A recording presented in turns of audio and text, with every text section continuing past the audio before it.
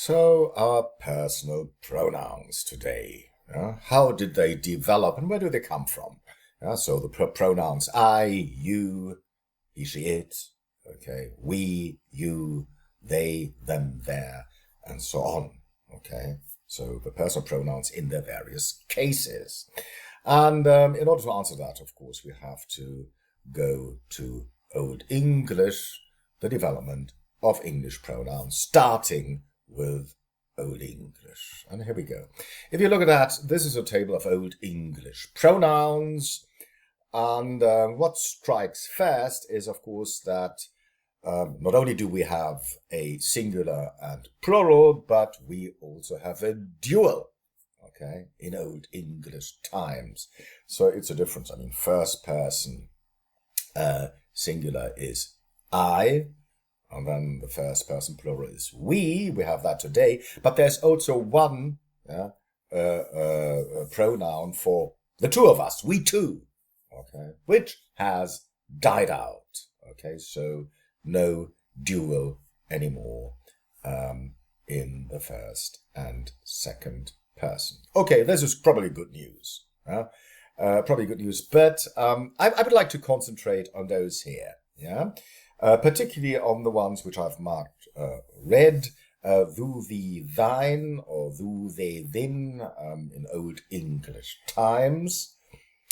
And, this has died out. So we don't have thou, or thee, or thine anymore. And how did that come about? And probably why? And we are going to answer that. So what you had in Old English times is in the second, you had a second person singular and a second person plural. Yeah, today they are the same. You. Oh, okay.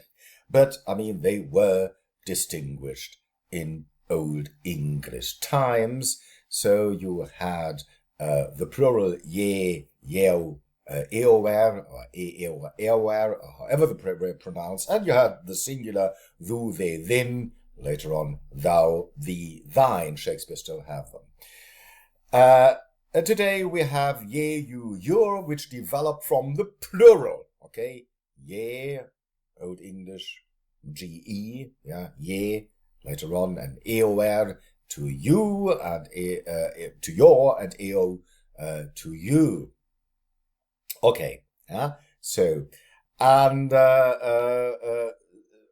somehow on the way, I mean, the second person singular, thou, they, them, was lost entirely. But if you look at that, I mean, there's one question we have to ask is what happened to the ye, which you still have in Shakespeare. You still have this, yeah, ye as the nominative for the second person plural. And you, if you look at this, it's really the dative or the accusative. Okay, dative or accusative. So what we have today is the accusative of ye and you. So you, the accusative, became the pronoun, the general pronoun, and the nominative died out. Ye died out. Why? I mean, we may always find reasons. Yeah, my personal interpretation is that you is auditorily much more prominent than just ye. Okay, you, and that people settle for the more prominent pronoun because it can be distinguished, and particularly in English with the loss of morphemes and so on. We talked about this, that you understand the pronouns really is important. But once again, today we use the old second person accusative pronoun for the second person singular. And this means we don't have an est morpheme anymore, not because the est morpheme was lost, but because the entire person was lost, the second person singular. And the second person singular had the est, thou sayest, thou goest, thou thinkest, and so on. But if you lose the whole person, the whole pronoun, you don't have the est morpheme. Well, it goes along with that. Yeah? So it disappears. I mean, and this is the reason. We would not be scholars Oh yeah, okay. This is once again. Yeah, I read it out. I mean, to make it sure that it registers. The reason the only morpheme remaining in the present tense is s for the third person singular is that the second person singular was obliterated entirely. Okay, thou and its morpheme est have long disappeared. All right. And we wouldn't be scholars, I wanted to say that, if we didn't ask about the social dynamics behind that. So why? Why? Because, I mean, in other Germanic languages, you still have a second person singular. Yeah? German, du. Yeah? Same thing in Scandinavian languages like Swedish and Norwegian and Dutch and so on. They celebrate their second person singular, which becomes more or less the standard these days, particularly in Scandinavia. The you, originally second person plural, was used as a polite form, not only as a plural, but you could address a single person with the second person plural if the person was, socially speaking, above you or required a certain reverence, esteem, something like that. Yeah, same thing as in French, vous. Okay, same thing. And there may be a French influence, yeah, that you use the second person plural, that you used to use it as the polite form. And this polite form became the standard. Okay, so social dynamics behind it? I don't know. People started to address even their closest relatives with a second person plural, polite form. Okay, children, mothers, fathers, and so on. Friends. What's behind that? Just to make sure? I mean, of course, you cannot commit a social blunder if you stick to the second person plural. I mean, you make sure that you don't use the underprivileged pronoun for anybody who requires a certain reverence. I don't know, something like that, yeah, that the society became so stiff that they wanted to make sure not to commit a blunder. I don't know. Yeah. Well, fact is, we don't have the second person singular anymore, except for in some religious discourse and some religious sects and so on. Yes, they celebrate it, but in standard usage, it has long disappeared. Okay. And the other pronouns, what happened to those?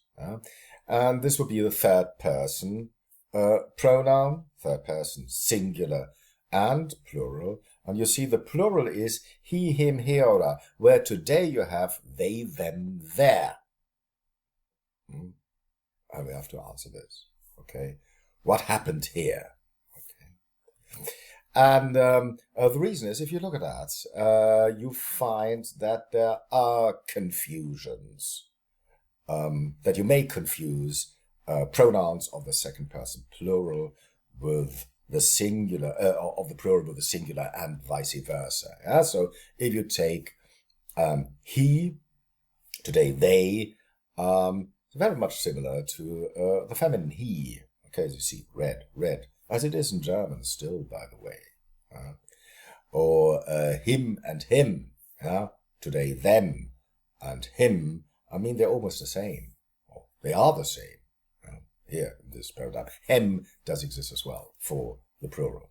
Heora and here and so on. I mean, yes, there are confusions that you may confuse pronouns of the singular with pronouns of the plural.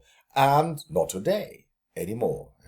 He, him, hera, they were almost the same with the plural in Old English times. Today, they, them, their, which are Scandinavian pronouns.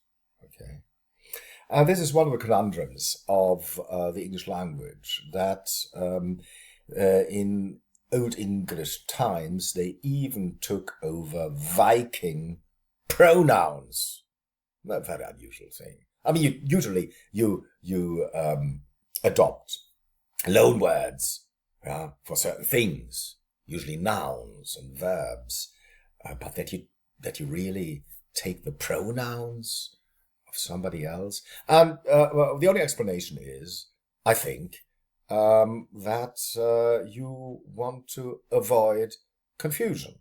Yeah, this confusion we had here, and if you use for the plural the they, them, their, so with the interdental fricative pronouns, you don't have this confusion anymore, which, of course, probably may explain why it happened in the first place. Fact is, they, them, their, today, Scandinavian pronouns. One more thing. Today there is very much the colloquial M, something like I like him, instead of like I like them. And even colleagues of mine say it's TH dropping. Please. First of all, it's not TH is letters, it's the interdental fricative. But the interdental fricative is one of the most stable sounds of the English language. Really is. It's never dropped. Probably substituted, supplanted, as in Cockney, where you say something like my mother or something like this, labiodental fricative for the interdental, but it's never lost. It's never lost. Okay, so I like him. And can we explain this? Yes, it's still the Old English pronoun. It's still this Old English pronoun. Him, you see this in the plural, him, hem, same thing. It's still this Old English pronoun, which you have in the substandard. Hem. And the rest is down to H dropping, if anything. But H dropping in pronouns, very much standard. Okay? I mean, who would really say today, I like her? You say, I like her. Okay? Who would say, I like him? You say, I like him. All right? Like him a lot. No, you say, I like him. It's the plural. And the Old English plural pronoun. So, yes, when people say, I've seen them, something like this, they are not dropping their THs or interdental fricatives or whatever you want to call it. If anything, they drop an H because they still use the Old English pronoun and not the Scandinavian them. Okay. I wanted to say that because there's a lot of confusion and people have the wrong interpretations here. Okay. What about that here? Very briefly, my and mine. Yeah. Still, you have those for the possessive. Yeah. They existed in Old English times, but in different ways. I mean, historically, you had my before consonant, something like my king, my queen, something like this. And before vowel sound, you had mine aunt. For example, mine aunt.